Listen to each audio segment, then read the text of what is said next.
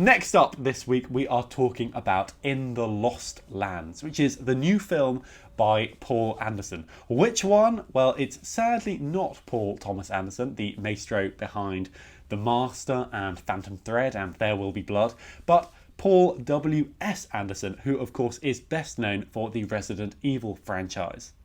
Now, In the Lost Lands stars his longtime collaborator and spouse, Milla Jovovich, as a witch named Grey Alice, who is compelled to grant people's wishes, which brings her into a lot of trouble when the queen of the kingdom in which she resides demands the powers to turn into a werewolf. Cue a bounty hunting adventure where Milla Jovovich and Dave Bautista, playing a character inexplicably named Boyce, travel through a sort of nuclear winter apocalyptic wasteland, journeying through the vestiges of human civilization to try and locate and murder a shapeshifter. Now, Jake, I thought that this film was absolutely preposterous, but kind of fun, sort of admirable in its commitment to being pulp, but it is fundamentally, in every sense of the word, fairly abysmal.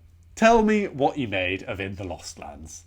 I'm sorry, I didn't mean to distract you there, Reuben, but when you were detailing the very accurate description of the story, I had to laugh. It's preposterous out loud, isn't it? When you actually think about what actually happens in this film.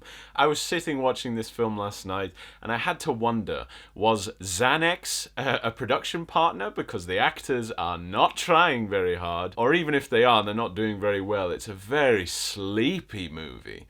It would have you believe it's this big action thriller, but the two leads have no chemistry.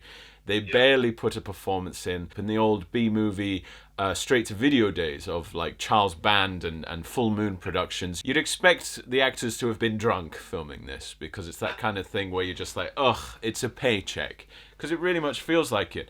I'm going to use some of my great one-liners that have showed up a few times in Cinema Spotlight. But Shark Boy and Lava Girl makes another mention here in that it is presented the same way. It feels like it was filmed in Paul W.S. Anderson's very impressively sized garage on a green screen with very few real props. It is washed in the same way that terrible post-credit scene in Zack Snyder's Justice League was. It just looks the same. It looks trash half the time. I actually think it has some interesting ideas for the way landscapes look. I think there's a really interesting one of like a wind turbine graveyard I thought was really interesting, and the colours that they use for the sky are very red and blood-like and like a deep setting fire. But it's a great excuse for people who know how to use Blender to show CGI screens, but as soon as you try and integrate any of the actors into it, it feels like a worse version of Sin City.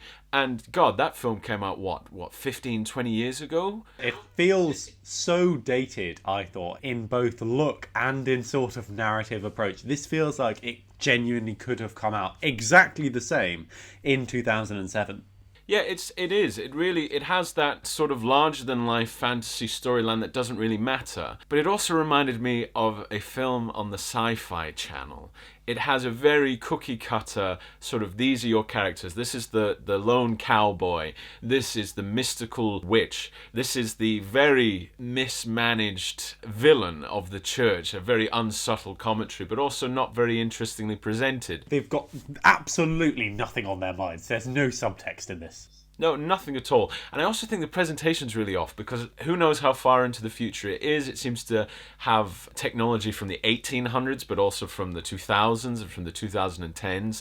And I'm also, the main patriarch, the main pope-like character uses like an earpiece, like an old, like tannoy announcer thing when he's contacting a train. And I was like, well, how do they still have like satellites that work and so they could do that? They should use some god magic or something, because magic exists in this film. It's not subtle and it's not very well done. There's this really stupid sequence where Grey Alice, Milla Jovovich's witch character, can control people by looking in their eyes, but the crusade crusaders, the Inquisition, if you must say, or the Inquisitors come, and they're all wearing Ray-Ban aviators. I actually loved that scene. That was so stupid. I loved it. They all show up looking like extras in Top Gun. They say that your magic won't work because we're wearing sunglasses, and then in the very next scene, the magic works when one of the lead Inquisitor is looking through a periscope, and I was like, well, why are they so very different? They're just two screens, and anyway, stupid. It is. That's a word I would describe to use this film. It is dumb. No one's giving an inspired performance, except the lady who plays the Queen is giving it a bit of that hammy action. I feel like it's just really, mismanaged in score, mismanaged in sort of ADR. Sounds awful. It sounds really badly mixed. The special effects alone are pretty terrible. They try and do some character building, but there are some twists and turns that just don't really make any sense. It kind of uproots the entire story. There's a big twist in this, and once you actually think about it, you're like, oh, of course that's the case. But it just doesn't make sense. Then the film doesn't make sense. It does feel like a very extended short story, and I'd love to go back and actually read the short story to actually figure out whether any of it actually translated, because George R.R. Martin is known for very sort of intricate storylines, intricate world building, and yet this felt as bland as anything. Like, all the names of all the evil locations that they travel to are just so on the nose, like Toxic Town. Yeah, but that's a Netflix documentary, but I think there is a place called like Radiationville or Skull River or The Bad Place. It's just not very interesting. I think that's so true, but it in many ways speaks to the charm of the film. It is bad on pretty much every level, but that's a part of its charm in a way. Like, I didn't hate it. It's rubbish, but I sort of quite liked it. I sort of feel quite fondly towards it because it's so stupid. It's very enthusiastic in its rubbishness, Like, the screen is never not saying, wow, what if everything was like hyper saturated, sort of like red, blood scenes in this moment, and then the next moment everything is like, it's basically sepia, and then over here someone's wearing the world's silliest headdress, and then over here someone's turning into a really unconvincing CGI creature, and then Milla Jovovich, you can do some like weird magic, and then we'll have some action scenes where there's no geography and everything's cut super tightly because no one seems to have had a stunt coordinator. Like, it's very enthusiastic. It almost feels like it could be like an amateur film at times. This is the line I had in my head. It's the best YouTube Red original movie I've ever seen. Yes, that's exactly what it feels like. If this popped up as a fan-made George R.R. Martin adaptation on YouTube, you'd kind of believe it. Because it smacks of sort of early noughties music videos, I would say. It has this kind of approach of, okay, everything's going to be set in a really dusty, as I said, apocalyptic landscape where we've got sort of, big crosses made out of broken cranes, and everywhere is just littered with, abandoned school buses and human, remains. But at the same time, it's going to be a Western, So it's just this insane, you've got like a witch fairy tale, a Western, an apocalypse, a zombie story, a sort of Indiana Jones and the Temple of Doom-esque tale about liberation of oppressed miners, all thrown into a big old blender. And, sure, what comes out is undeniably mud-coloured, but it's kind of an interesting cocktail for all the way that it tastes horrendous. It's not good, but I sort of admire it. I mean, I don't recommend people go and watch it unless they want to play the game of drink every time there's inexplicable lens flare. Because this was the thing that I started playing, was how many times in a minute do we get these big, sort of unbelievably ugly and very obviously digital smears of light across the lens. I think this was actually shot for real on anamorphic lenses. So you do get the occasional, real moment of horizontal lens flare. Most of the time, it looks like a Snapchat filter has been put on the whole thing and literally just slapped on to the entire project at the end, and they've sort of shrugged and gone, well, there we go, that's done. Because every single speck of light causes lens flare in this film, including on numerous hilarious occasions when the glint in people's eyes, even quite a small glint, will cause a big horizontal flare of light. Rocks, if the sun dares touch some rocks, they will have blinding lens flare. The whole thing is just so inexplicably over the top. But as I say, in a way that is simultaneously terrible and quite entertaining. So even though I didn't think it was good. I didn't think it was well made. I didn't think it was well acted. I didn't think it was well directed. I didn't think it was very well shot. I thought the CGI was sporadically okay, but often quite poor. And I thought the score was ludicrously silly. I sort of had an okay time. And again, it's another 90-minuter, and 90 minutes of pure pulp is sometimes quite good for the soul.